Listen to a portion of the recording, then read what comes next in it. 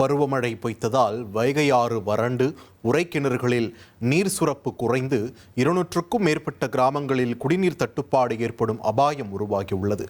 இது தொடர்பாக தந்தி டிவியில் செய்தி வெளியானதை தொடர்ந்து தேனி மாவட்ட ஊராட்சிகளின் உதவி இயக்குனர் தலைமையிலான அதிகாரிகள் கடமலைக்குண்டு மற்றும் சுற்றுவட்டார பகுதிகளில் உள்ள உறைக்கிணறுகளை ஆய்வு செய்தனர். நீர் இருப்பு விவரங்களை ஆய்வு செய்த அதிகாரிகள் வறண்ட உறைக்கிணறுகளை தூர்வாரவும் குடிநீர் தட்டுப்பாடு ஏற்படும் பகுதிகளுக்கு மாற்று குடிநீர் ஏற்பாடுகளை முன்கூட்டியே செய்யவும் ஊராட்சி நிர்வாகங்களுக்கு உத்தரவிட்டுள்ளனர். மேலும் கிராமங்களுக்கு விநியோகிக்கப்படும் குடிநீரில் குளோரினேஷன் முறையாக செய்யப்பட்டுள்ளதா என்பதை அதிகாரிகள் தரப்பரிசோதனை செய்து ஆய்வு மேற்கொண்டனர்.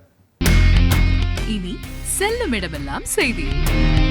தந்தி டிவியின் வாட்ஸ்அப் சேனலை ஃபாலோ பண்ணினா செல்ல இருக்கும் இடமெல்லாம் செய்தி.